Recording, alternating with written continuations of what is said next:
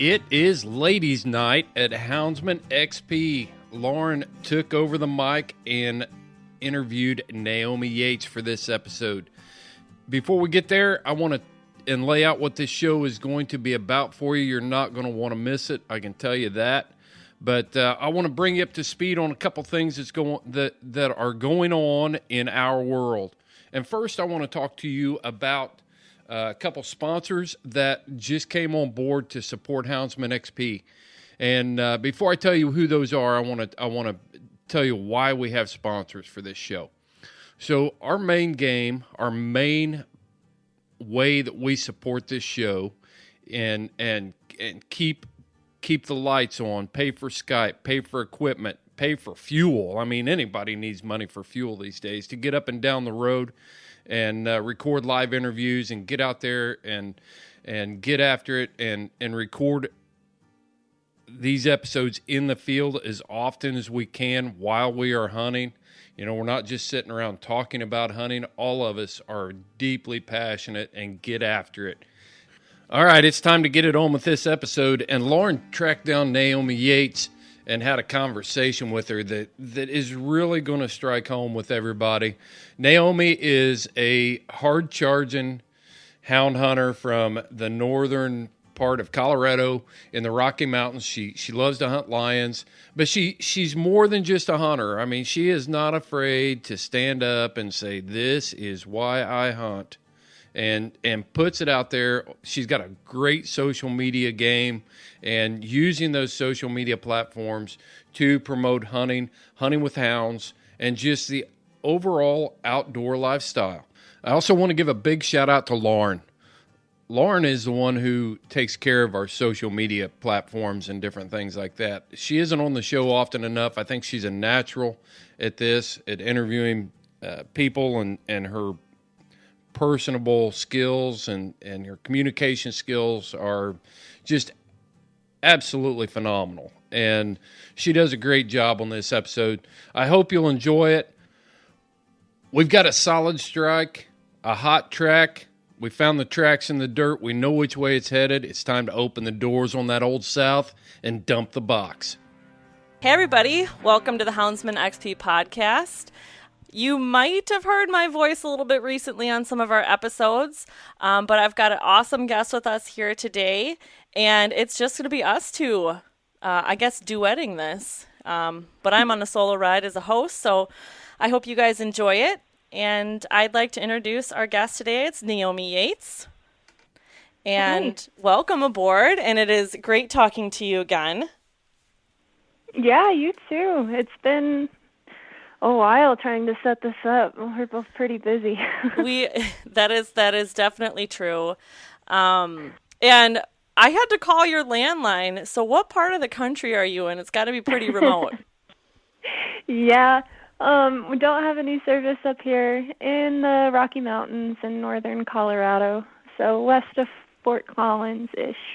And then we did have decent internet and some DSL, and then a fire went through, and it took them so long to reconnect that we actually went with satellite internet, and it's pretty shoddy. So the landline is the best way. Yeah, that's got to be kind of hard when you need to do some internet stuff at home. A little bit frustrating, maybe. Yeah, for sure. The fire screwed a lot of things up, but we still have our house and all of that stuff still definitely. Good. Now, how far away did it? We're good. How far away from you was it? Pretty much our doorstep. Wow. It came down on both sides of us. So the mountain behind me is black, and the mountain in front of me is black. But like I said, we were lucky. There's a lot of people still rebuilding, and wow. Yeah. Did you? And I'm sure you had to evacuate. Lucky. Did it what? I'm sure you had to evacuate then. Oh yeah, we were evacuated from the mid-August to late October. So we had all of our hounds and 2 horses and a cat to go with us. So it was an interesting summer. Wow. So I mean, you've got a different view than you're used to now from last summer. And is there anything that's going on? You're just letting nature take its course and regenerate itself? Yeah, pretty much. There's not a whole lot we can do. It's just pretty black out there. So we'll just wait and see what it looks like. There was another big fire back in 2012, and this one kind of ran into the old burn scar of that one. So I'm hoping to get a lot more rain than we have been getting and kind of reset things, but kind of out of our hands, you know. Definitely. But you're certainly lucky. And what's the elevation that you're at out there? Oh, we're at about 7,500. We hunt a lot higher than that, a little bit lower than that sometimes, just depending on where the snow is and how deep it gets. And really, when we're out hunting, the bobcats and the lions stay pretty out of the big snowpack, so we never really run probably above 10,000 at all. Okay. Yeah, I know what 7,500 feet feels like. I was camped at around 8,000 when I was down in New Mexico. And it definitely, I mean, you've been living there, so you're acclimated. But as someone coming from about 0 to 900 feet above sea level, it was a change. Yeah. It was a definite change. I went to Seattle a few weeks ago, and I couldn't handle I was ready to get out of the thick air, is what I call it, that you guys have. The humid, ready heavy. to get back into the thin mountain air. Were you also ready to get out of the city, though, too?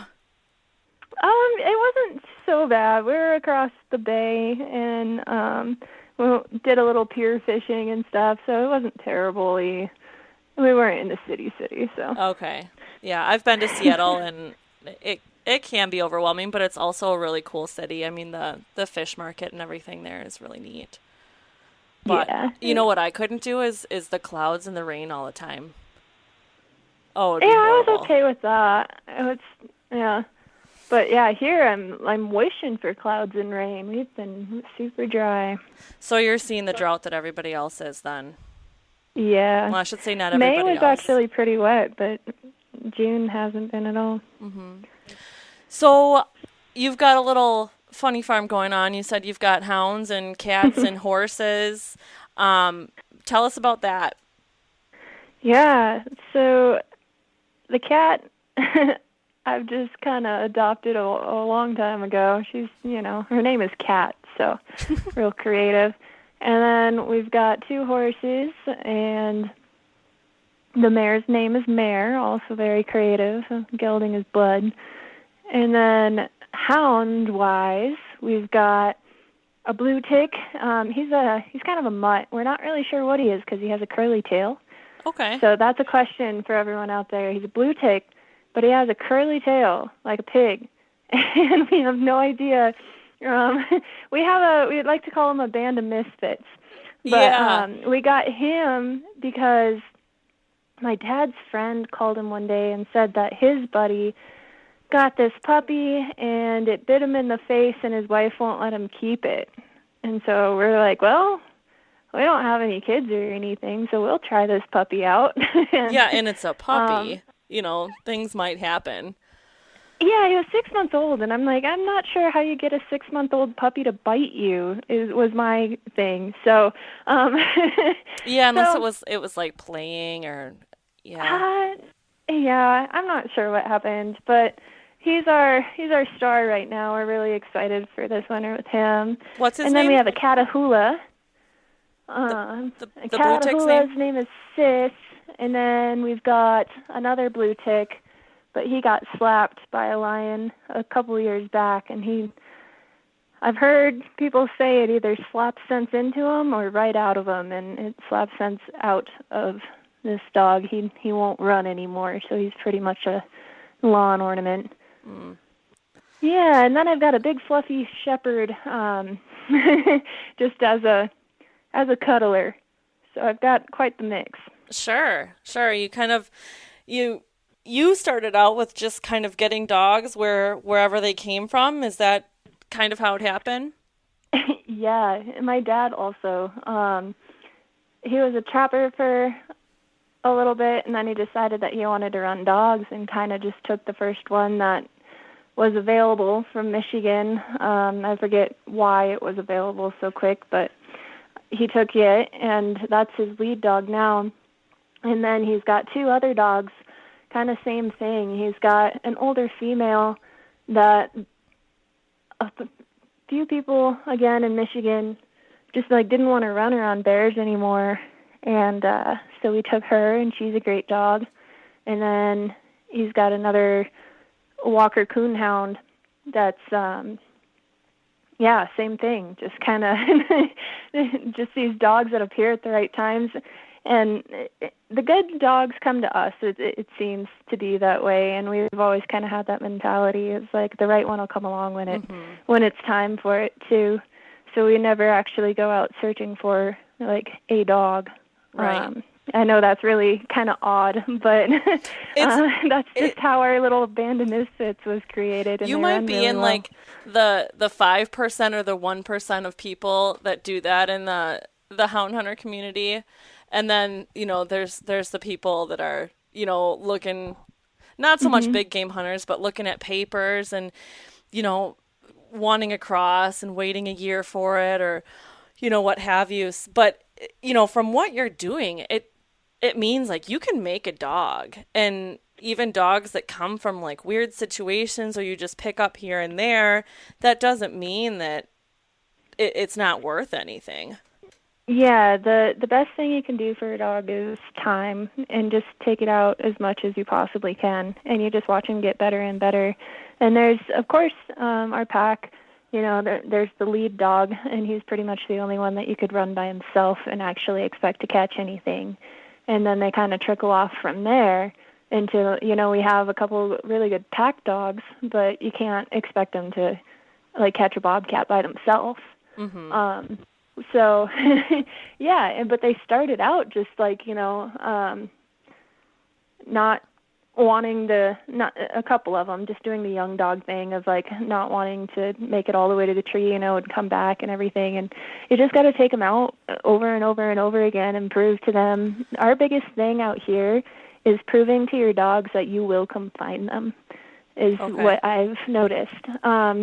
Because our dogs, because of the terrain out here, we've had dogs keep a lion in a tree for, I think one was in the tree for 6 hours before we got to it.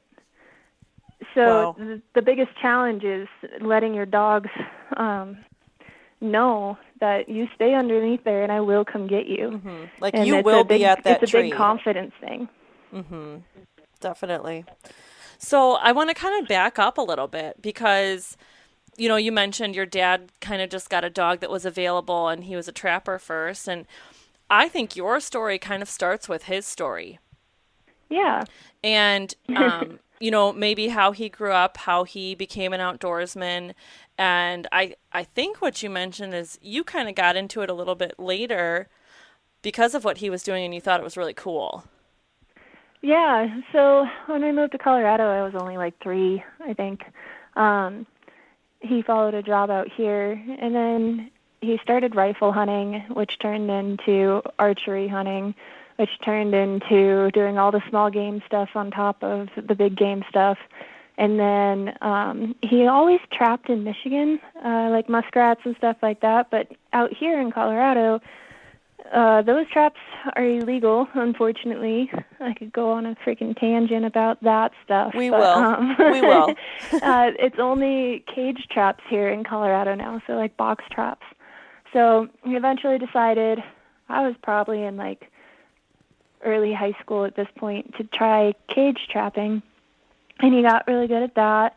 And he's like, well, and this was when bobcat prices were really, really good, when fur prices were up. And he's like, well, I could catch more bobcats if I had a dog.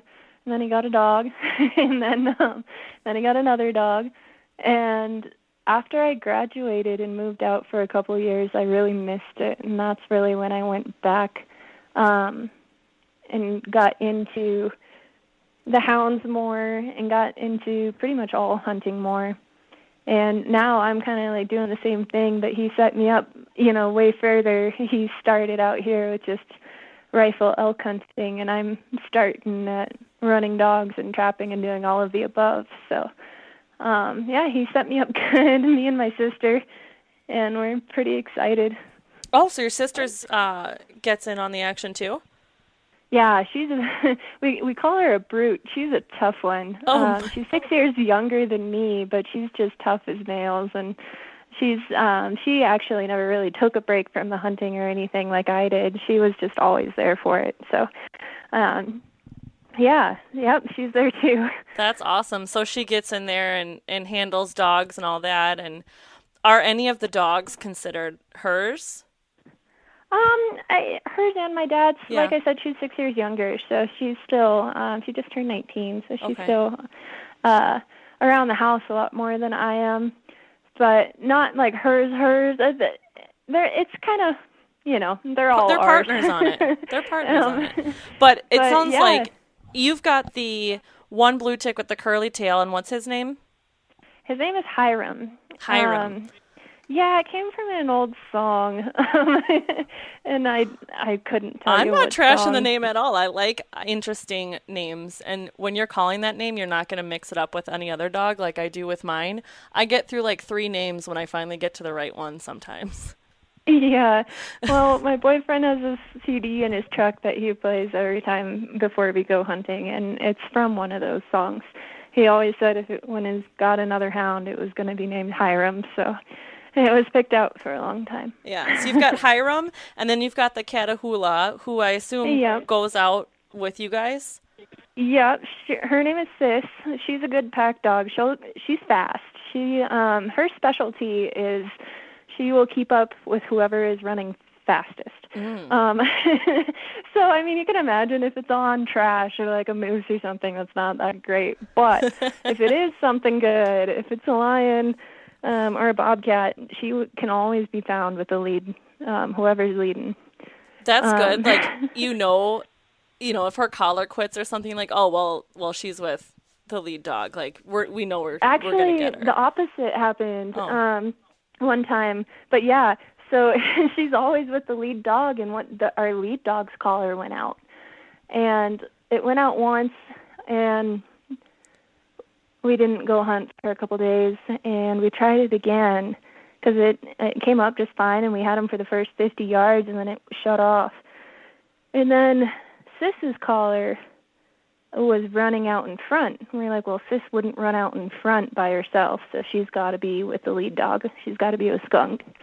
So that gives you a lot of – it was calming. It was really good to know, where your lead dog was, even though his collar wasn't working. Right. So, that's kind of a nice backup. You're talking about trash and moose. Do moose go fast? I haven't had experience with them. Yeah. Can't they be scary? While. And then I don't know what it is about moose, but even our lead dog, like I said. If they're kind of funny. If you put them on something good to run, then they don't want moose. But if you take them out like a handful of times and never get them on something good to run, they'll get bored and they'll be like, well, a moose works. And there's no good tracks around here. Maybe someone out there can tell me why, too, because, I mean, they know better.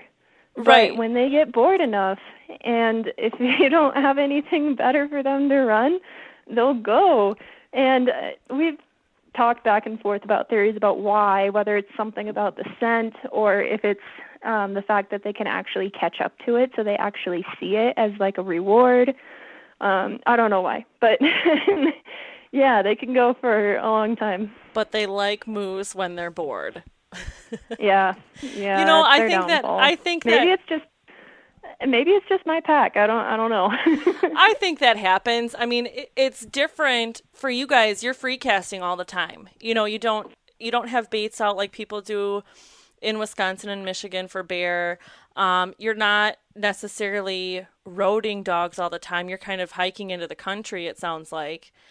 And yeah, if you don't come across a track and maybe there was a moose just 50 yards in front of them and they're like, well, we haven't found anything today, so let's get our exercise. Exactly.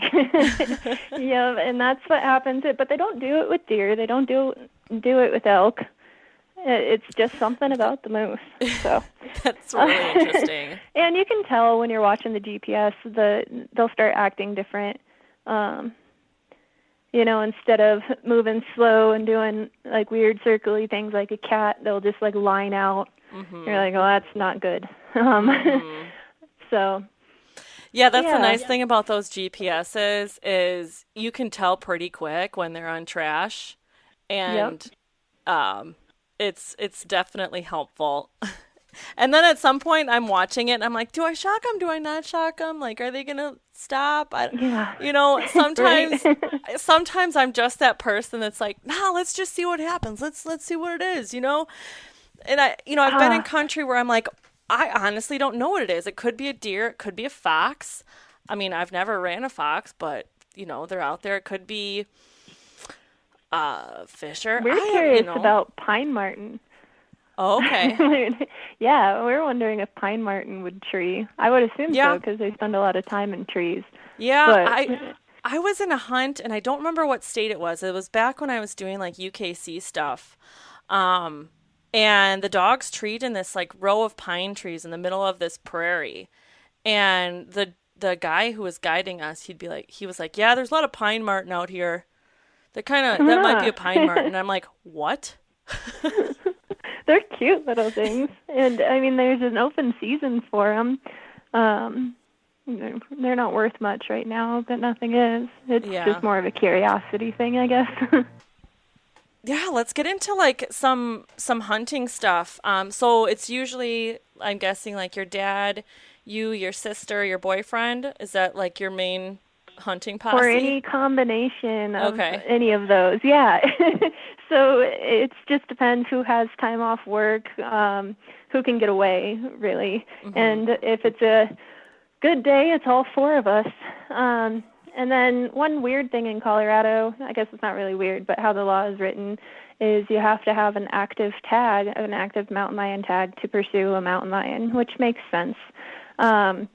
So usually we don't actually shoot, and so we invite people along, cousins or friends or whatever, as what we call shooters, so that we don't have to burn our tag. So I've actually only shot one lion in all my years of hunting. My dad's never shot a lion, but he's treed a lot. So it's interesting that way. And you're only going out and using your dogs on cats, whether it's bobcat or lion, because, I mean, we can get on into the funkiness of Colorado and their laws, but you cannot, as a civilian, chase bears. Yeah. Even though there is a bear problem. Yeah, we can't do bears. And we rarely run into a bear track. I actually never have ran into a bear track when we're hunting lions or bobcats anyway. Oh, they're denned up, I'm assuming, at that point. Yeah, they're sleeping somewhere. But it would be fun. You'd get to run your dogs a lot more, and I wouldn't be opposed to it at all. And I know there's people that, like, specialize, like their bear dogs are bear dogs and their bobcat dogs are bobcat dogs. But we'd like to... We'd like to try anything on our dogs. We're a little bit more. That's kind of the way I am. Casual. And I'm getting started out in this. I haven't been doing it too long, like 4 or 5 years. And maybe as I get older and who knows, have more help around, I'll be able to keep more dogs and have some dogs just specialize in certain things. But right now it's raccoon and bear, and we tried a little bit of cat stuff out in New Mexico, and I'm not expecting them to excel or anything anytime I take them out on cat because they never really see them around here. But it's just, you can get your dogs out so much more. Yeah, and that's why we're doing it anyway, right? Exactly. Yeah. Yeah. Why would I go out and tree raccoon, 9 months out of the year and not shoot them? Yeah. Because I don't. It's because I just like getting out there, and, we have training season just for bears in Wisconsin, which starts so in like a week here as we're recording this. So that'll be fun. So we're getting back to cat hunting, and when are you typically doing that? Like what months? And what months is it open, I guess? Yeah, so lion starts usually the weekend after all rifle seasons have ended, or most rifle seasons have ended. There's still a few like private land tags and stuff kicking around. But so lion season starts the tail end of November, and it always changes. And then bobcat season starts the 1st of December and goes all the way through the end of February. So only 3 months is all that is on bobcat. And then your lion goes until the end of April. Okay. So it's a pretty long season, but you just got to depend so much on snow. Yeah. Or our dogs do anyway. The pup that we have right now, we're actually really hoping that sometimes he can work out some dry ridges for us, because he's got a really good nose, but that's asking a lot for a dog in Colorado because everything's so dry. Yeah. It would be something else if he could do that. But I know some dogs do it, so that'll be fun. So it really just depends on snow and what you're personally doing, between work and school and stuff, how much you can get out and get your dogs out. Sure. And for the bobcat, does that season that you mentioned, it's for both running hounds and trapping, or is there a separate trapping season? No, bobcat season is just for any method to take for bobcat. So even if you run across one, just out there in those 3 months. And I've got more questions too. And, there's a lot of people that hunt out there, and apologies to anyone that's listening that knows all this already, but I don't. But does Colorado is obviously probably split up into zones, and let's say your zone quota is met. I'm guessing it's split up into zones, right? Yeah, so it is. It's split up into game management units is what they call them here. And then same. It's a quota system. So if you kill a lion, you report it, and then they drop the quota down by 1, and you're required to look at that lion quota at least after 5 p.m. the day before your hunt. So we usually do that before we go to bed, look up that quota. And then our reset date is kind of weird because all of our fishing licenses, small game licenses, all the year-round stuff re-ups at the end of March. Same here. So does the lion tag. So the April season is actually the start of all the quotas and everything. Oh. So the April season, everything resets, and you get to hunt areas that were closed down in March. Sure. Okay. And do zones around you close quickly, or do you usually not run out of time or lions, I should say? How far are you going to hunt? It depends on the year. Sometimes they close pretty quick. The ones west of us closed really fast. The people here, most of us seem to be on the same page of getting our dogs out is more important. Mm-hmm. So you'll see them drop a couple really fast in the first month, but then it'll sit at a quota of 2 for a really long time until nearing the end of season. And I really do think that's all the hunters acknowledging everybody wants to still run their dogs, right? Which is neat. Hey guys, don't shoot a female. We still want to get our dogs out. Yeah, so here it doesn't matter if you shoot a female or a male. It's the same either way. And do you think there's kind of an understanding in people though, management wise, what might be a better thing to do? What's that? Do you think there's an understanding among the houndsmen, though? Management-wise, what's better to do? Yeah, not very many people take females at all, unless it's an outfitter and they have someone paying big money, they'll take a female. Really, there's just a lot of lions here, and you just don't need that to put that hammer down on the population here, because there are a lot of cats. Sure. and they'll just move right back in. So I honestly believe that the population's healthy enough that if you took all the quota as female, it wouldn't. I don't think it would do much. Now, obviously, year after year, you can't do that, but that's why I think they don't worry about it here. We just have a healthy enough population that it's not going to matter, which is really good. But that being said, we don't take females. So when you're talking about a healthy lion population, how is that correlating to what you're seeing, for the deer and elk and moose? What do you think? They definitely follow them around. We call them baits. Oh, okay. We'll be driving around looking for a track, and we'll be like, "There's some bait."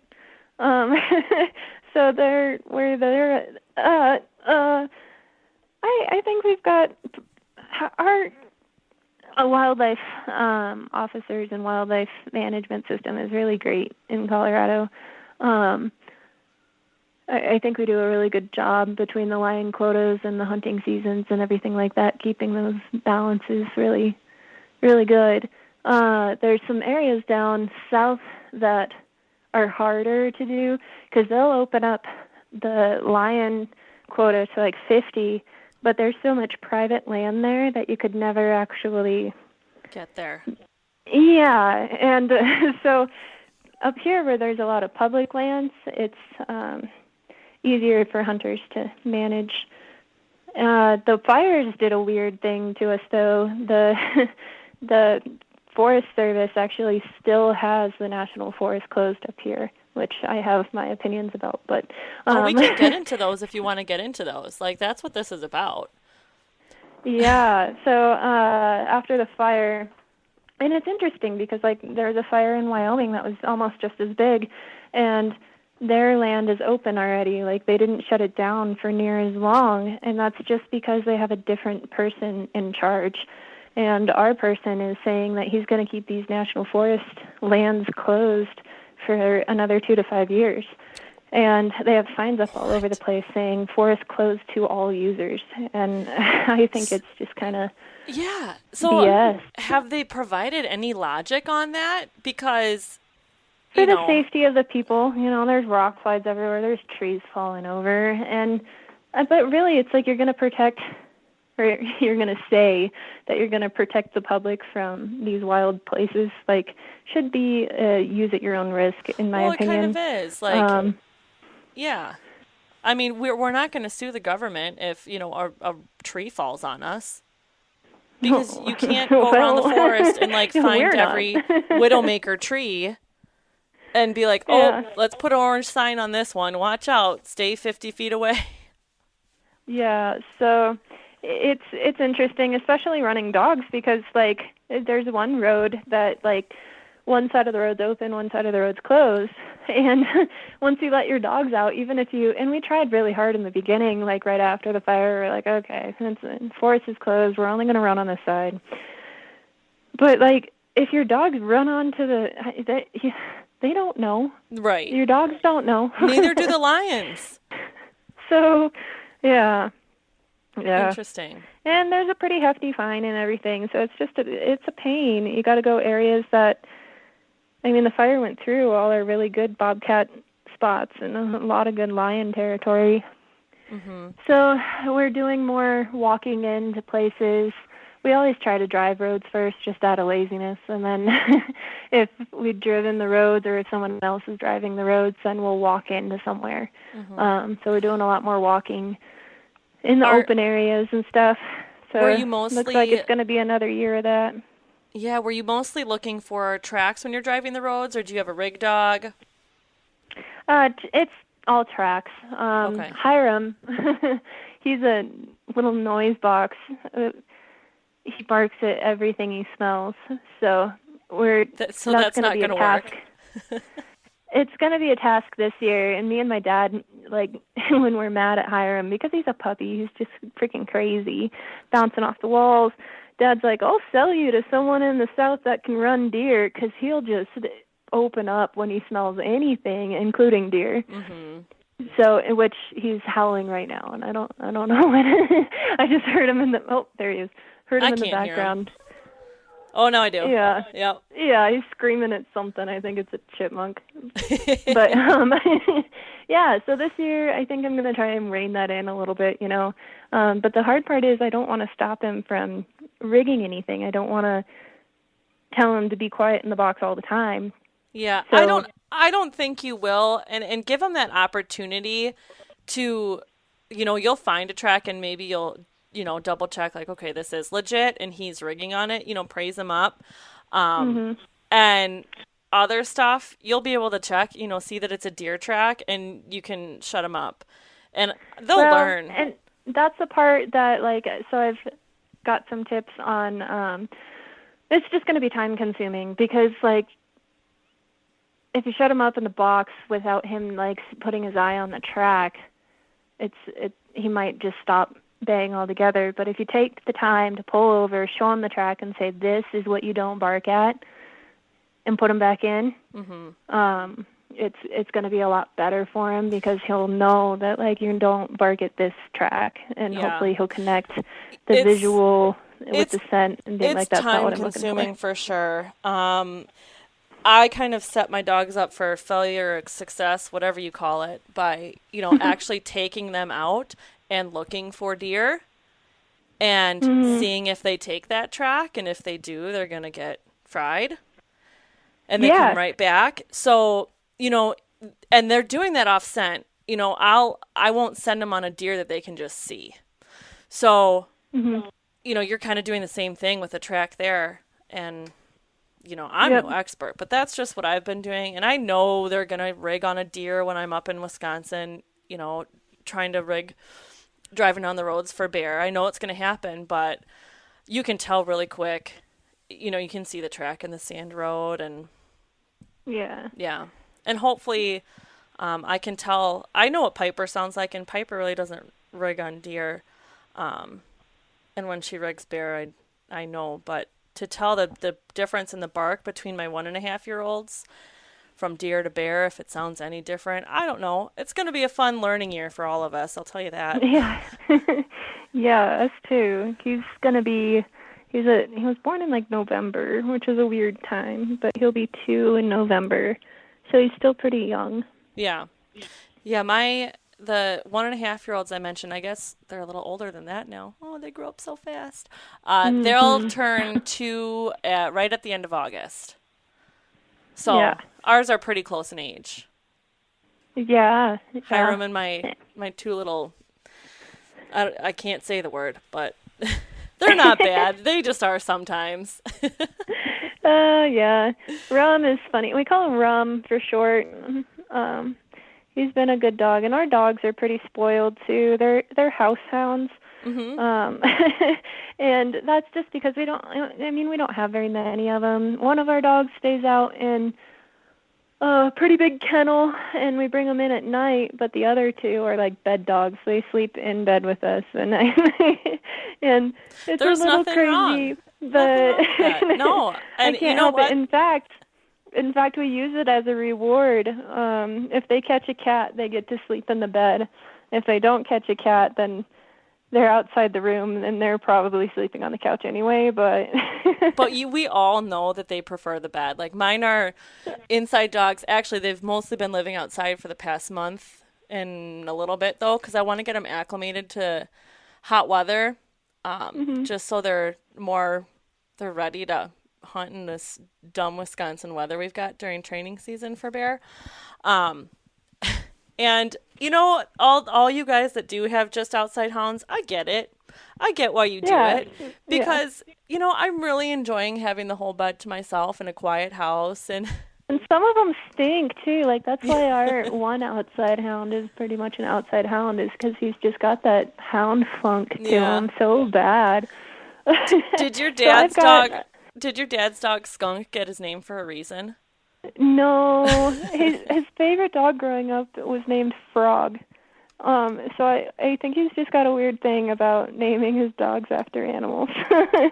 But yeah, his dogs are pretty spoiled too. He made him a dog house that's big enough. It has a double-decker couch, and it has a man door and a window, and so they get to stay in that. overnight, and then they're just house dogs in the daytime too. So Yeah. you got a pretty spoiled pack. Those dogs have like a pretty princess playhouse, is what it sounds like. You know, like those dads that build their daughters like castles. Yep. He built the dog as a castle. Yeah, he definitely did. It's pretty funny. And then they've got even like a hanging heater in there, and Dad's got like one of those thermometers that'll tell him the temperature of the doghouse, like in the house, so he can tell if it's getting too cold or too warm in there. It's pretty cute. I'm not gonna lie, I do have in the winter. I do have thermometers in my dog houses with like the remote viewer inside. Just peace of mind. Yeah. Peace of mind. So let's talk about the mountain lion that you got. Was that was with your guys' dogs? Yeah, Hiram wasn't around yet. This was 2 years ago, so we didn't have Hiram yet. But it was a really fun hunt. I think we drove roads, and then I believe that other people were on the roads. So that's always like somewhat discouraging. If you find yourself behind someone, you're like, well, I'm never going to find a track behind the people. Like they're going to find the good ones first. Yeah, so we went walking in, and we were really good actually about keeping the dogs with us. And if we saw a track in the snow up above us, we would send like a scout out. We would have one person go and check it out, see what it was, if it was anything worth running or not, and that person would report back. But then we came up over this hill and we saw a moose. And we had, my boyfriend and I, his Catahoula was pretty young at the time, so we're like, what are all these dogs going to do about this moose? Like, let's just watch him for a second. And it was like standing in the road that we were walking on. So we were just kind of like walking towards it, but we were watching the moose. And then my dad's lead dog, Skunk, just blows up. I mean, he just bays and he takes off. And we're like, oh, frick, like, what was that? and not after the moose, in the opposite direction. He takes off in the opposite direction. We're like, what's going on? Dad doesn't ever shock him if he doesn't know what's going on. Mm-hmm. And we look down, and there's this lion track. And we're like, oh, shoot. Did you walk right over it? Yeah, I got distracted by a moose. But the cool thing was we would have never ran the track if we saw it in the first place, because my dad looks at it and he panics right away. He starts yelling at the dogs that it's too old. Like, they know that as a command, like, too old, don't do it. This isn't the one, too old. And he's screaming at him, too old. And you can just hear him baying, like, back to him, like, nope, sorry, Dad, we're going. We got this one. I'm saying it's fresh enough. We go. Yeah, so at this point, we were like, well, this might be, like, a really long run, because that's an older track. And they had the thing treed about 1.5 miles away is all. Oh. But, yeah, they treed it really fast. And we were impressed, too. We were like, what the hell? But there was a couple things going on. It had slept in the creek bottom the whole night before. So they bounced it out of its bed, and then when we got up to the cat, both of its hind legs were, I don't know what had happened. It probably got into a scrap with another tom, but they were both injured and pretty infected, so he wasn't fast moving. But yeah, so they took off on that, and it took them not very long to get him treed, but the mountain that cat went up in the snow that was there, it took us 4 hours to cover that 1.5 miles. Wow. So it was... Was it deep real snow? Deep snow, really steep stuff. 4 hours to get to the cat. And then it ended up being a shooter. I held out for a bigger one.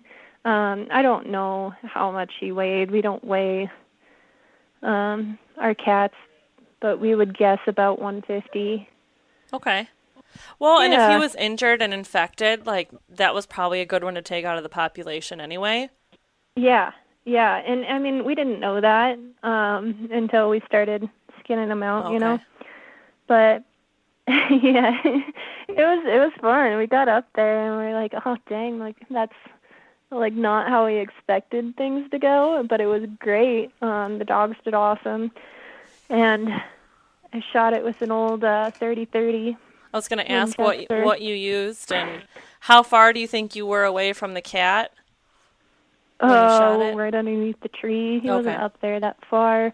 And that's kind of funny, too, because me and my dad kind of looked at each other, and he likes to film my sister's shots on all of her animals, but she's a really good shot. I am not.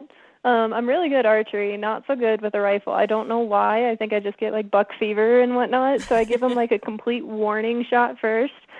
So Dad and I both looked at each other, and we were like, no, we're not going to film this. But the shot I made was perfect. So now we're, like, wishing that we did film it because it dropped and it was done real fast. Yeah. But, yeah, and even my congrats boyfriend, on your so cute. second shot. What's that? Congrats on your second shot. Well, it was the first shot on this cat. Oh, okay. I thought you gave it a warning I give warning shots to, like, all my other big game animals I've shot, like my deer and my elk. With a rifle, I've just, like, completely missed first. I did miss a bobcat once, too. But, yeah, so we were expecting that to happen, and it didn't. It was a first shot, first kill, just down real fast. Mm-hmm. But my boyfriend I shot off his shoulder, and he was super cute. He had his pistol out even, and he was all prepared for that cat to... I mean, no matter what, like, you should... I believe in a backup shooter just in case, but... Yeah. Yep. It was a good shot. You shot right off his shoulder. Was he wearing ear protection? No. I shot my first elk off my dad's shoulder and shot my first lion off of my boyfriend's shoulder. So it was good to have them both there. Sure, tradition. With how deep the snow was, do you guys wear snowshoes or anything? Or you just bring snowshoes, but no, this time we didn't. It was kind of that. The snow wasn't deep at all on one side of the slope. And on the other side of the slope, when it was in the shade, it would be like crotch deep. Oh my goodness. Yeah. So like the south-facing slopes were, when we were coming back down, were really slippery because they were almost bare and the snow was melting, so it was slick. Mm-hmm. But the north-facing slope was, like I said, like crotch deep snow, and that's I mean, do snowshoes even help in that? Like, at that point, I don't know. I've never been in snow that deep in my life, I don't think.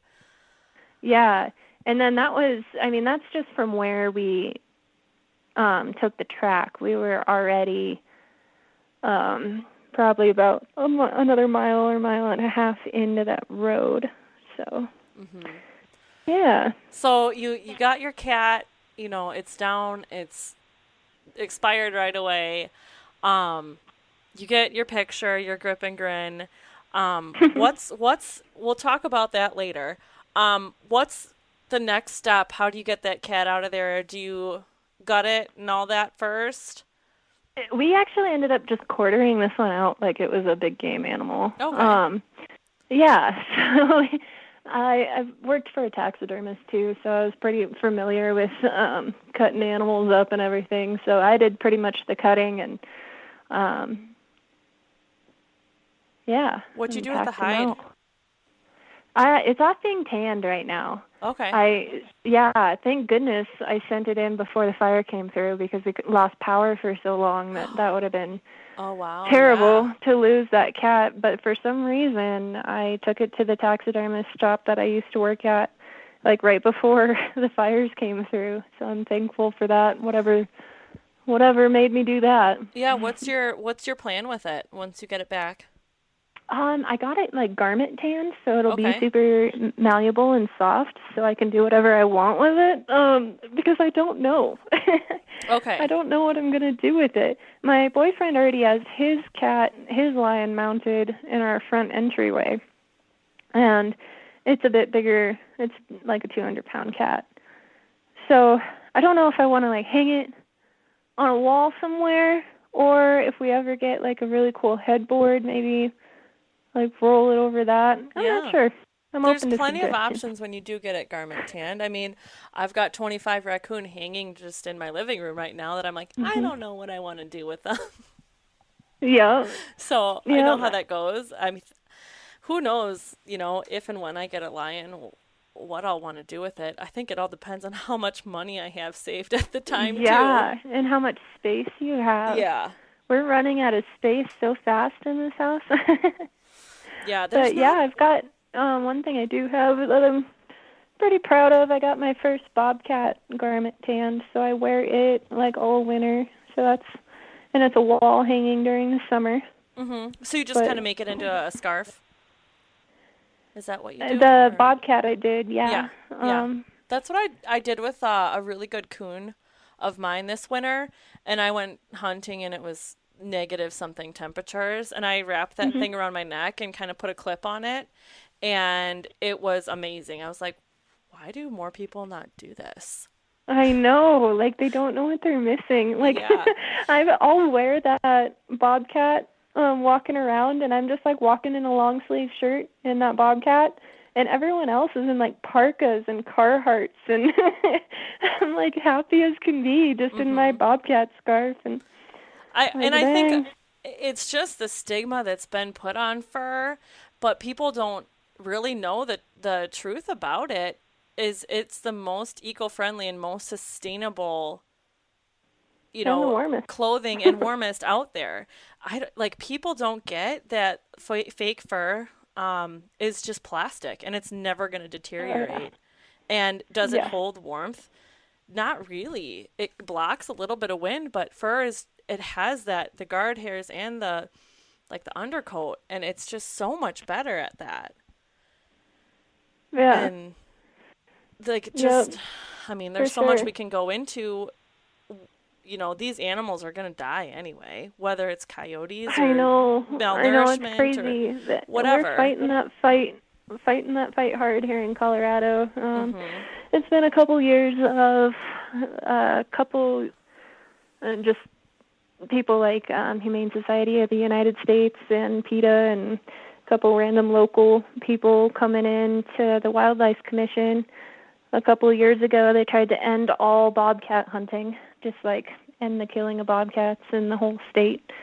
That didn't go through, so this past year, only a couple months ago, they tried to end cage trapping as well, because that's the only kind of trapping we can do now, and they tried to end that. Let's get into the nitty-gritty of, what's going on in Colorado and obviously across the lower 48 and United States, everywhere. We can start with Colorado. I think the scary part of all of this to me is when they make these moves, like when they come to the Wildlife Commission, they know very well that it's not going to go through.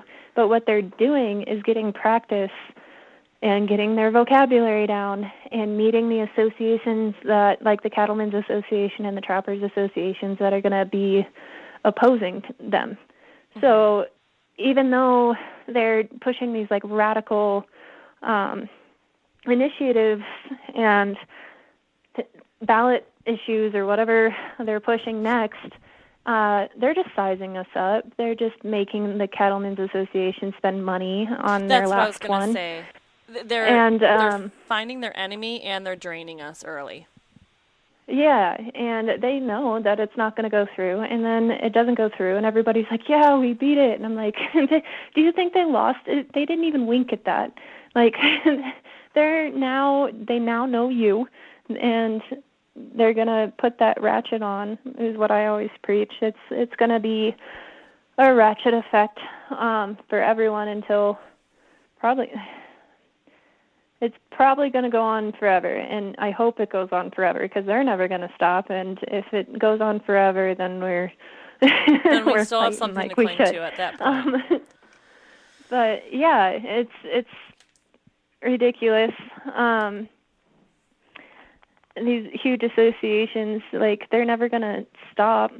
So if they end trapping here, just like they ended trapping in New Mexico, they're just going to go to the next state, and they're going to try to push through something super radical and feel out the political environment. And they have political analysis. It's on the payroll, and they can look at things and be like, yeah, so this state reacted this way to this, so let's wait on them for a little bit, and let's try the same tactic that we tried to push here. Let's try it in this state over here. And it's tough because, like, what are we supposed to do? Just, like, not fight it? That's not the answer either. You know, I'm not saying that, like, it's worthless to stand against them, because we definitely need to, obviously. But it's just not as simple as pushing them away once, I guess. Yeah. And you talked about, like, the political analysis of it. And that's where we're at. When things shift in states, they know when that state is more vulnerable and when they can push things through. And that's why it's so important to go out and vote, even in your little tiny elections. And yeah, it's like, come on, people, do you get it? I know. Like, and at this point, it's like we're beating a dead horse. Is like how I feel when I'm talking to people saying that we need to, like, band together and vote. And so I tried to come at it from a different perspective, like you saw in my live the other night. And why I kind of told you guys that I really like you asking the question, like, why do you hunt to people? Because that question can go a lot further than I think a lot of us are taking it. Instead of being like, because I get the experience, you know, I get to experience things that, like, you don't, if you're talking to someone, like, pretty much what you're saying. That's kind of the route that I took when I, you know, was on the spot and answered that question. And then I saw your live. I'm like, whoa, she's so right. So get into that. Tell us what we should do when people are like, well, why do you bear hunt? Why do you even hunt? Why do you kill raccoons? Why do you, you know, hunt with your dogs? So first of all, I try to get a feel for whether they're genuinely asking, or if they're trying to put me on the defense, or if they're actually, like, interested in it. And so you just got to ask them back, like, well, what do you want to know about it? Do you want to know, like, the core of me, why I hunt, or do you want to know why I'm killing these animals because you think it's wrong in some way? Because I have different answers. Mm-hmm. And they're all the same answer all the time, and we can get to more people with different answers. So if you know, if that makes sense. I'm not sure if that came out right. Just feel the vibe. So, like, usually I ask them back, you know, like, well, what do you want to know about it? And usually, if they're trying to get me to go on the defense, I try to get them to that side. So I try to pull out some research articles, biology, ecology, conservation. The amount of money that hunters put into it sometimes works, you know. With dogs, a really cool thing to research is the wildlife-human conflicts issues. So it's been proven, and I wish I could, like, drop a link in a podcast, but I can't. If you send it to me, we can put it in the description. Okay. I'll try to find the right article.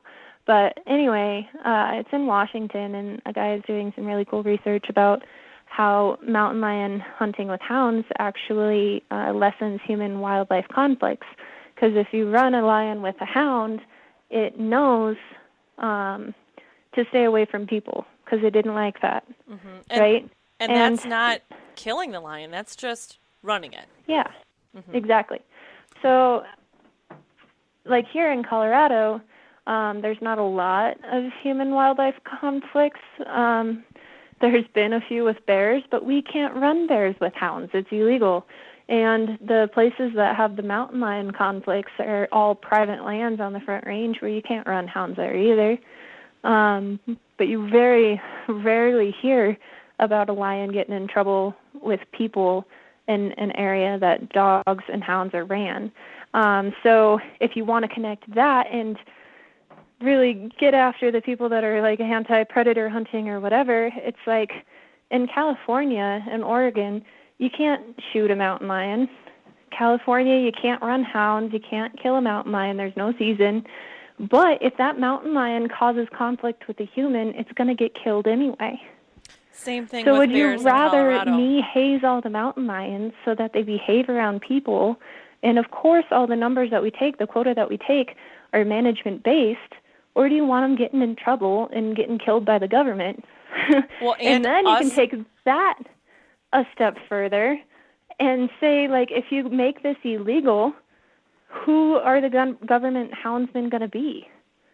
If you made it illegal, no one's going to get into it. No one's going to get passionate about it enough to fill that government position. So, yeah, there'll be none of us left to help when they really do need help. And even if there are us left, you know, like there are some now, instead of us paying the government and, you know, paying towards conservation, flora and fauna, restoration, all of that, the economy, what have you, us putting money into the system, they're taking money out of the system to kill animals. Yep.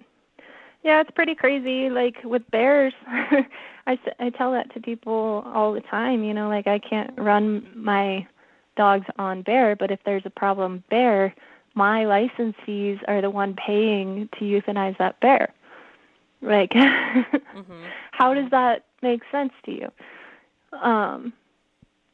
Yeah, and another thing that I didn't really say in my live, and I've been thinking about making another video of it, is like people saying that they love the experience of it and everything, like might work with some people. And if that's why you hunt, that's awesome. Like, I'm not trying to make everyone this like deep philosophical like being, but just know your audience and know who you're talking to and try to be respective to that, I guess, because even the connection to food, like I mentioned, like is a really good one for some people.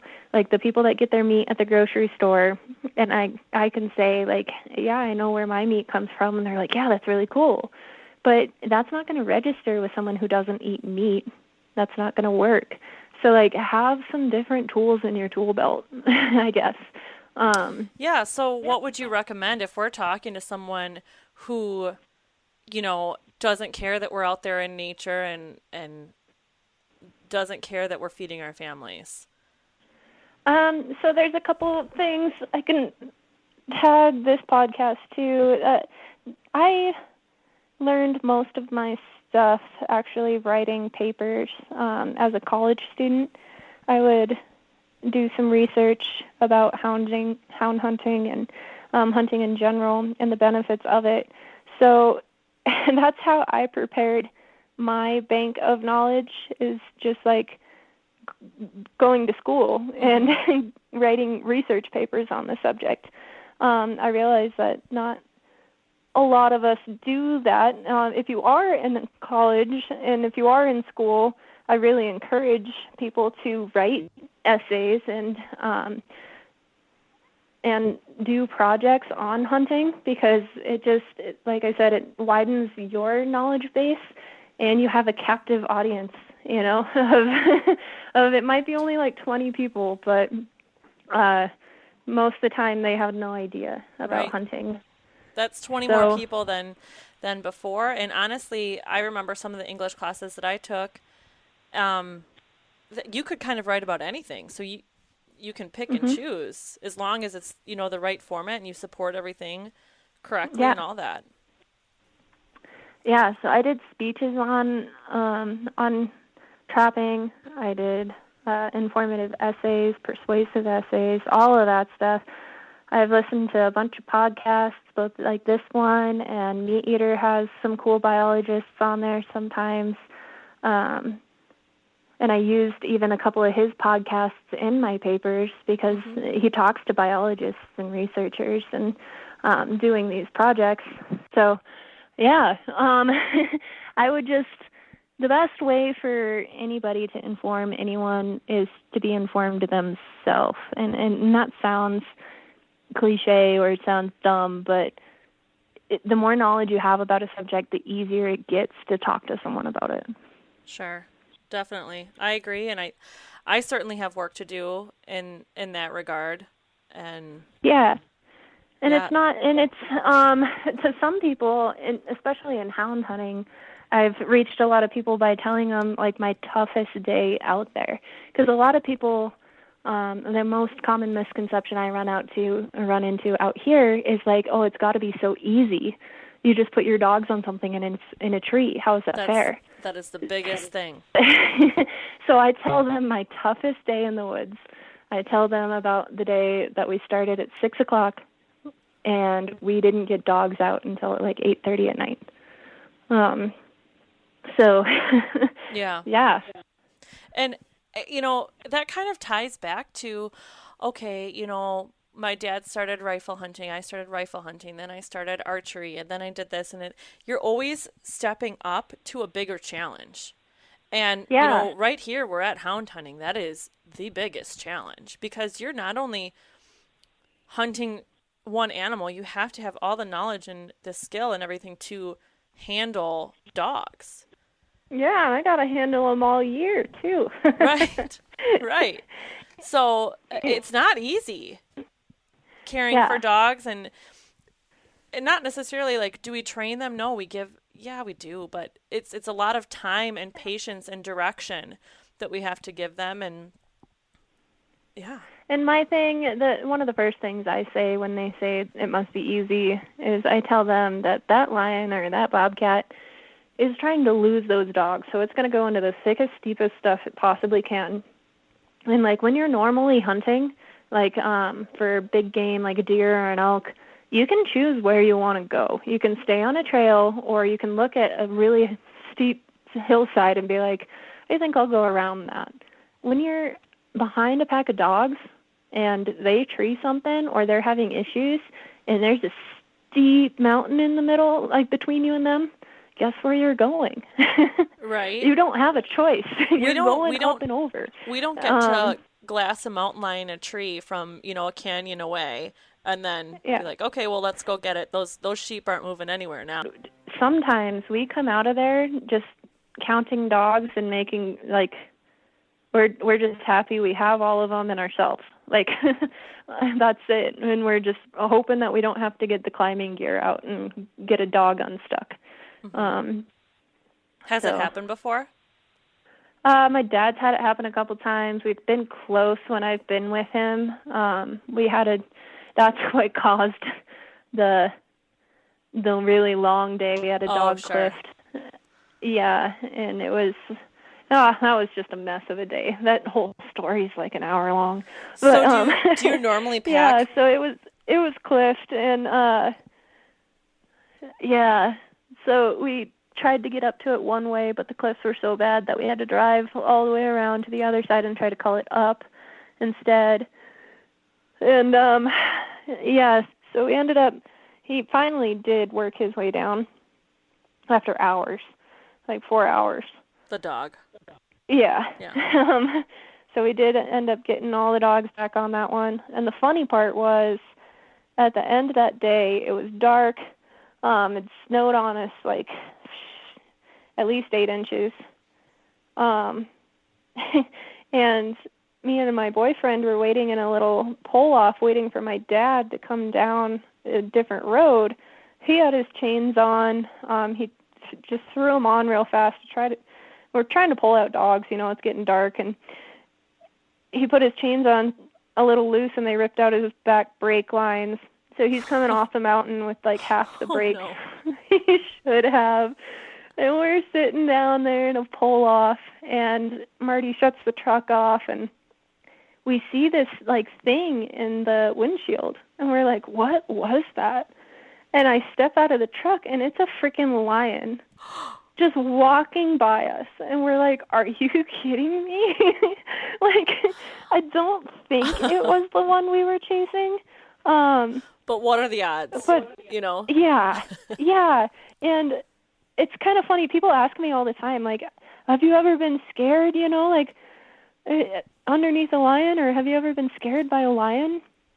And that was the only time I'd ever been scared by a lion, because I didn't have my dogs in between me and it, So, like, I'm like, no, if I have dogs on a lion, I'm not scared at all. But that thing was 10 feet away. And it was just you.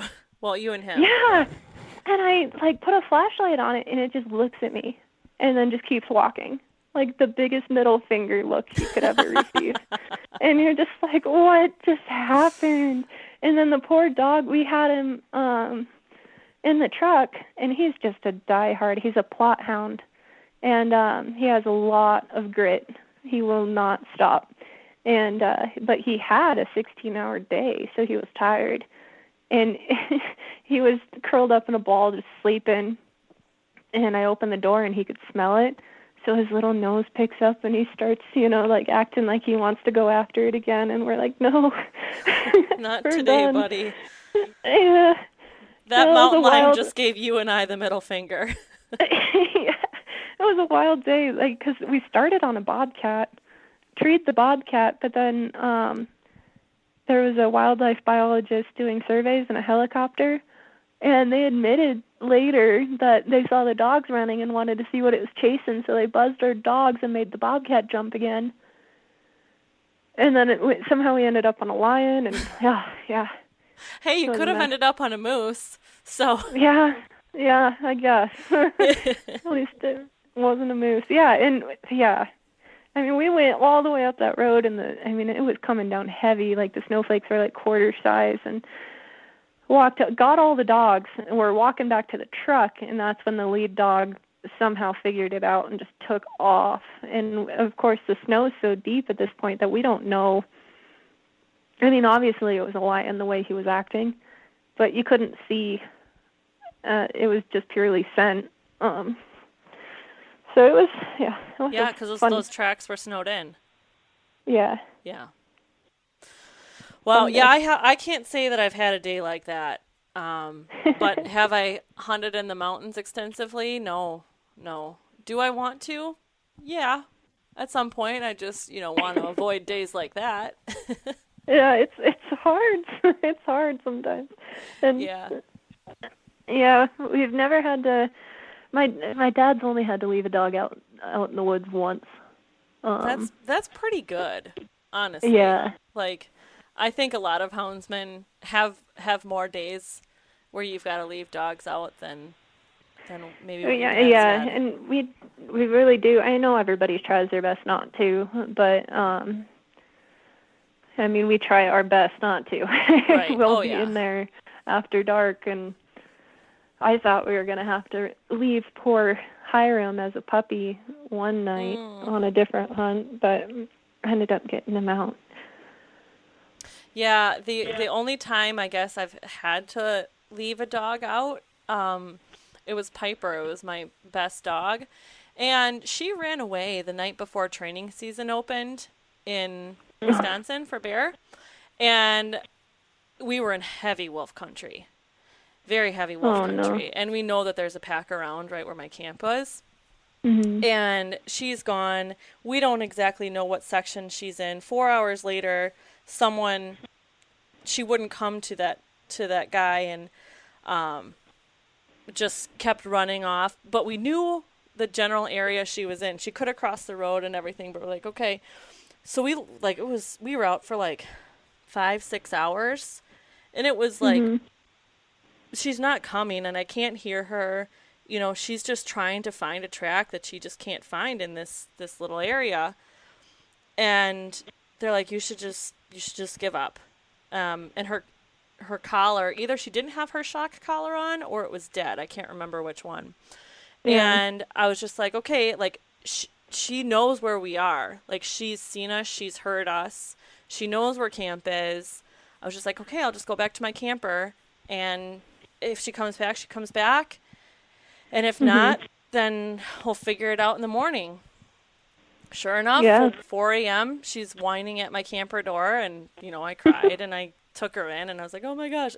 30 minutes later, it was time to wake up and start checking baits. Yeah. You ready to go? Yeah. She's like, yep, okay, I'm all warmed up now. Oh my goodness. Yeah. So, yeah. Yep. They will give us a run for our money, that's for sure.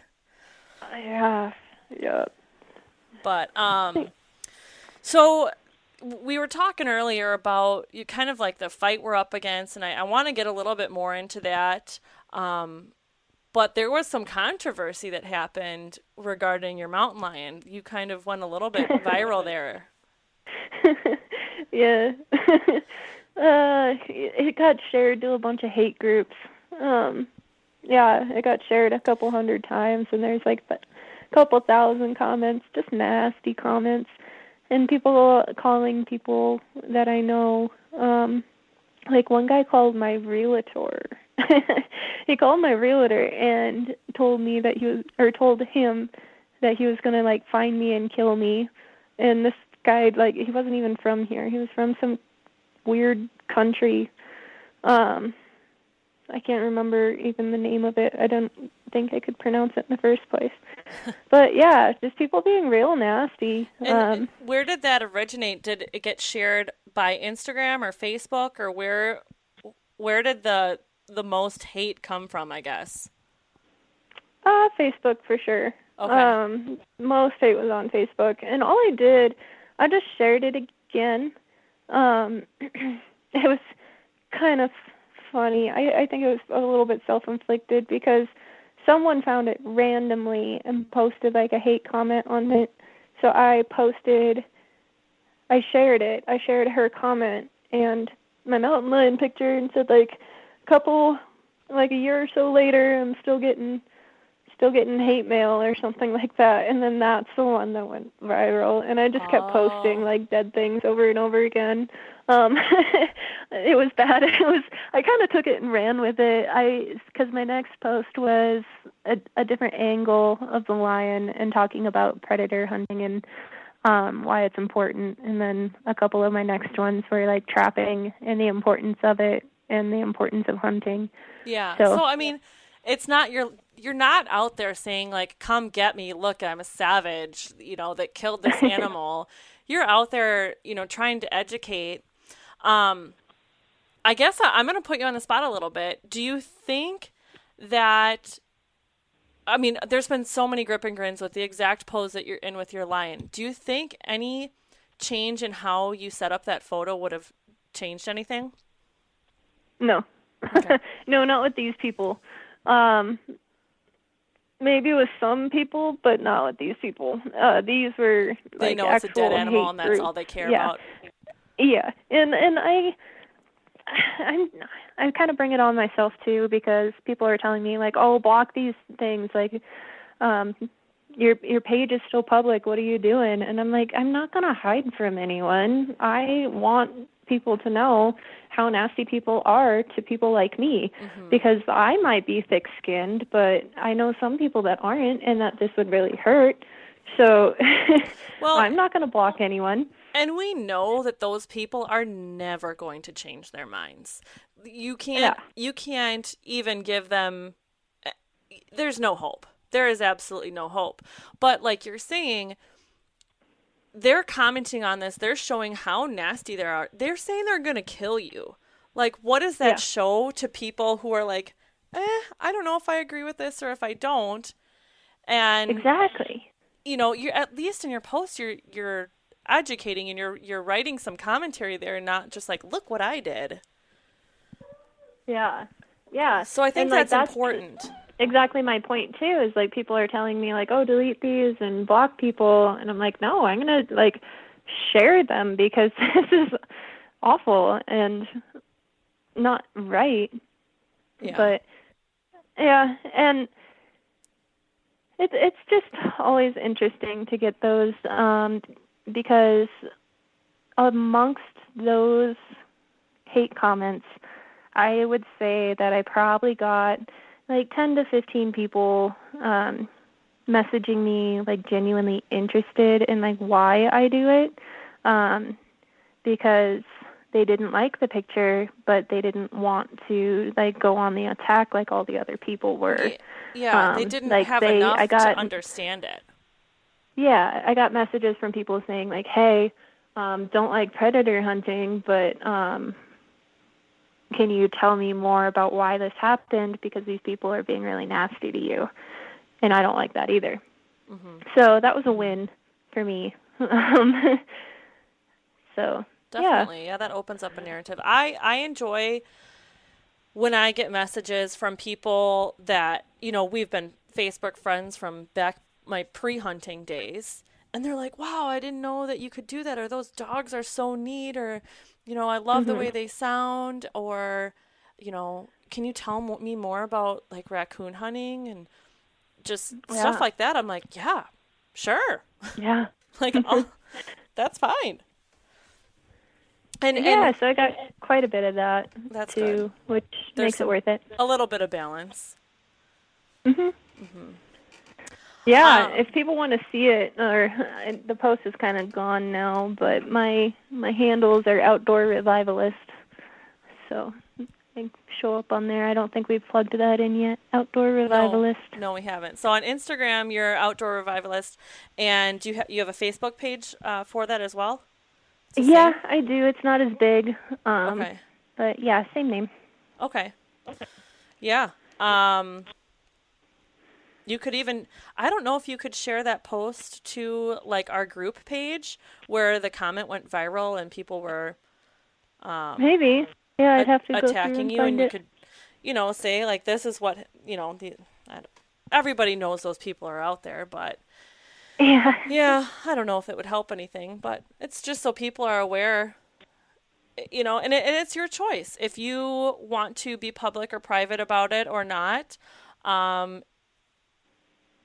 Personally, like my Facebook page is public or private, but my Instagram's public. But I also just kind of watch what I post there too, and nothing's come up that people are like, oh, I hate you, stuff like that. But I egg it on. I'm so terrible. I know you said you've been kind of amped up like the last week, kind of getting ready for this. I have been. I don't know what's up. I mean, we're just in a crazy environment right now, and I think, probably what helped amp you up is what happened with that cattlemen's bill, and that just got you thinking. Yeah, Initiative 16 was, it was making a lot of ranching practices illegal, calling it sexual acts on an animal. Which is just insane, but they knew it was insane, so. And we're doing AI on cattle, which... AIing and preg totally, normal and happens every day on a farm, whether it's cattle or dairy or whatever. Yeah. Yep. So, and then you recently just got involved with an organization on a leadership level, too, right? Yeah, Colorado Trapper and Predator Hunters Association. I am the Northeast Director. It's a pretty tight-knit organization, and the president does most of the stuff. But, yeah, if you guys aren't a part of your organizations yet, you really should be. They do a lot of good work. Everything's nonprofit level, for most organizations. And I believe in kind of crossing over your support an organization. So, bear hunters supporting the trappers, and maybe some bear hunters are trappers themselves, but, supporting those that support you. Yeah, and I think there needs to be more of that. Colorado's, I like the way he set this up because it's Colorado Trapper and Predator Hunters Association. So predator hunters are roped into this association too.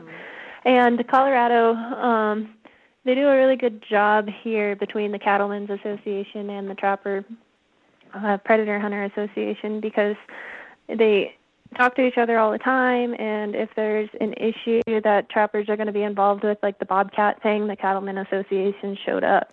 And the Initiative 16 thing, the trappers and predator hunters showed up to that as well. So they do a really good collaboration here, and I think we need more of that. And what organizations in Colorado that you're familiar with? I mean, we'll just talk about your state. If people want to get involved there, whether you live in Colorado, and there's a lot of us that just hunt in Colorado. We go there in the winter and, you run dogs on lions, what have you. You might go out there for an elk hunt or deer hunt. I'm not sure what's out there and what you can hunt. But, If you participate and you also just want to support organizations that you believe in, let's talk about those and how you can join. Yeah, so Colorado Trapper and Predator Hunters Association, you can just Google it there and follow the link. And they do really good. The thing that I like about them most is they're really good at keeping you aware of what's going on. So they don't like email spam you just for fun.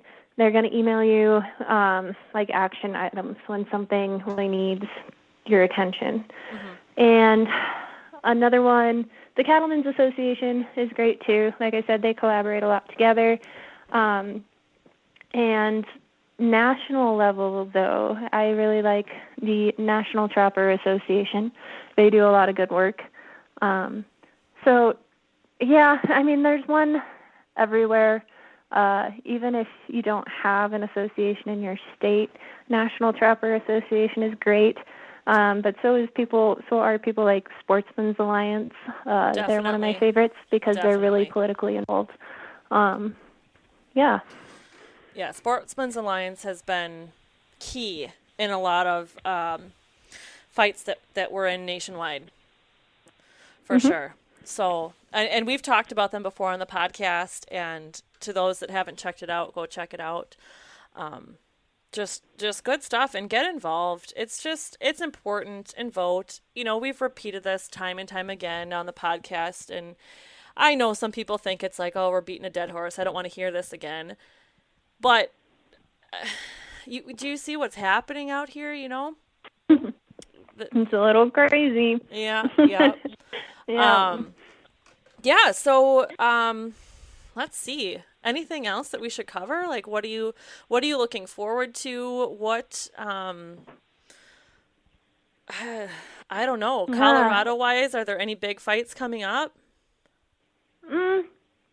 One thing that really did scare me a couple months back on the Humane Society of the United States Facebook page, they were gathering signatures to, quote, end trophy hunting of lions in Colorado.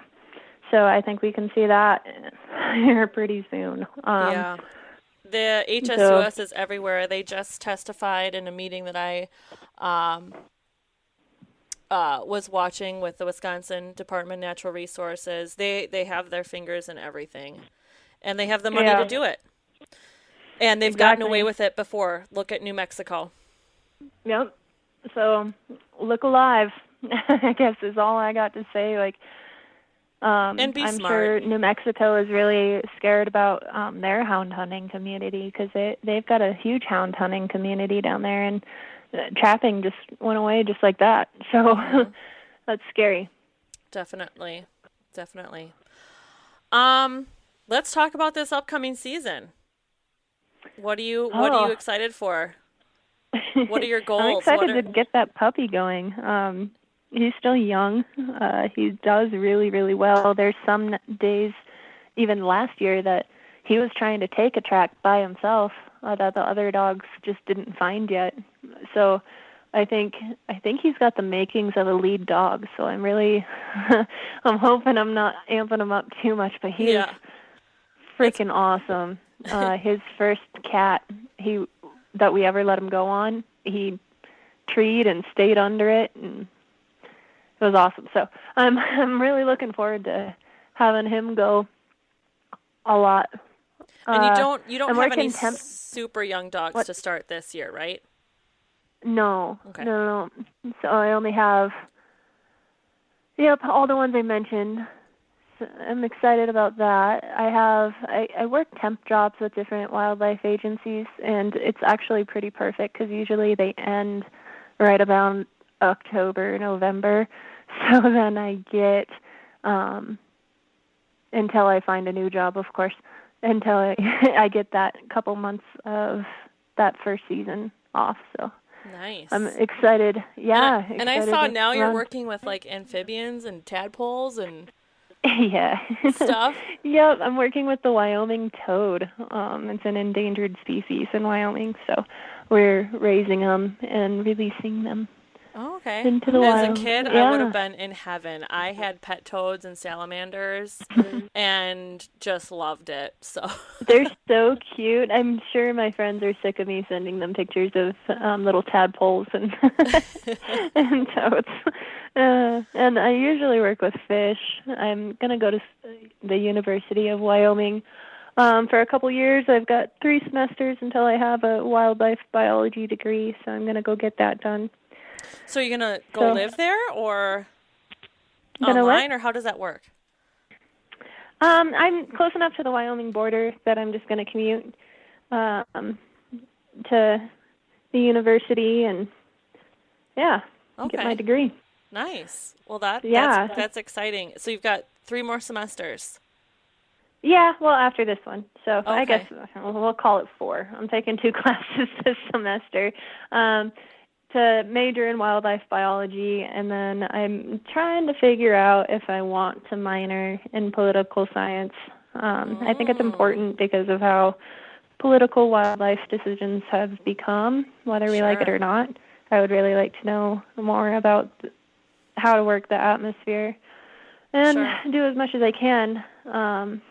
Do you know anyone else that's had that combination of? Yeah, actually, there is a woman that's pretty high up in U.S. Fish and Wildlife. She came to help us one day, and she has a double major in wildlife biology and political science, and is hopefully making a lot of good decisions for us. She seemed really nice and caring, so yeah. Cool. Well, that's exciting to be pursuing that degree, and you'll figure out kind of where you want to take it after that. And it all kind of depends on what's open at the time. But do you think you want to stay in Colorado? You know, seeing as what their laws are with trapping and we'll see if they try to take my hounds away. Right. And then you're like, no, I'm out of here. Yeah, if they take hound hunting away, we might as well. I mean, Wyoming's just right there, so. Yeah. I don't know what I would do. If they tried to, they try all the time. And I mean, just say oops, like it. And I try to explain that to people too. Like, if my dogs get out of the yard, they're running something. It's not like I'm gonna make them do anything. They escape the yard and they're on the trail of something. Yeah. You know what? That's what I like about if my dogs do run away. They're not running away like some German Shepherd or like a collie that's just running away being like, oh, I'm free, like, do. They're running away because they're chasing something. And they're going to end up treed. Every time, except for the puppy when she ran away at 7 months, every time that they have gotten away, they end up treed. So, like, that's just a blessing, honestly. Yep. That's funny. Yeah. Yeah, so I like Colorado. I think I'll always stay in the mountains. I couldn't trade high elevation for anything. I really, found my place in the mountains, but where I'm out in the mountains might change, might not. The mountains have to be right there. Yep. Wherever you are, they have to be there. I can't even just be looking at them. I have to be in them. Gotcha. Yeah. Yeah. I grew fond of the mountains, and sometimes it's hard being back in Wisconsin, but it's so green here and it's so lush, and I get to hunt raccoons and bear, and there's coyotes and bobcats in the winter, and it's pretty good. We've got it pretty good here too. So, but I'm looking forward to traveling more and checking out other areas of the country, seeing what people hunt, and even other areas of Wisconsin. For bear training season, I hope to just kind of travel around and hunt with a couple people and kind of decide what I really like. So yeah, I want to try running bears somewhere before my dogs get old, but we'll see. You're welcome up here anytime. It's a haul. It is a haul, but right. It's fun. Go to New Mexico. I might be going there in like October. Yeah, that's what we keep talking about. It's just talking about it and doing it. It's 2 different things. Right. And you got job schedules and all the adult fun stuff. Exactly. Jobs and money and making sure your horses are still taken care of. Yeah, that too. Exactly right. Yep. Well, this has been good. I've enjoyed listening to your story, and I think you've got some really good things to say in regards to just like the political environment that we're in right now. And I appreciate your different view on why we hunt and things like that I hadn't really thought of. And it's important to think about that stuff. And there's going to be more things that come up that, you're going to have your opinions of. And I hope that we can have you back on, maybe for some kind of point blank where Chris puts us on the spot big time. Yeah, I would love to. So thanks for having me. I had a lot of fun. Yeah, me too. You're very welcome. And just to recap, everybody, her handles are Outdoor Revivalist, all together, like one word, Facebook and Instagram. And check out your local associations in Colorado. It's the What and Predator? Trapper and Predator Hunter Association. Trapper and Predator Hunters, okay. And the National Trapping Association. And, we've talked about the Wisconsin Bear Hunters Association before on this podcast. Check stuff out like that. And Sportsman's Alliance, and stay in the loop, guys. And I just wanted to let you know that we have a certain way of closing this podcast out. Have you heard it before? Is it bad that I haven't? I'm sorry. No, it's okay. So we're in Colorado. It's late December. We're driving down the road, and you've got your dogs. I've got mine, and we think we've got this track for a lion, but we're not. It might be too old, so we might have some dogs go backwards, go forwards. Who knows? One might go off after a moose, and the rest pile in. But you follow your hounds, and I'll follow mine. Sounds like a deal.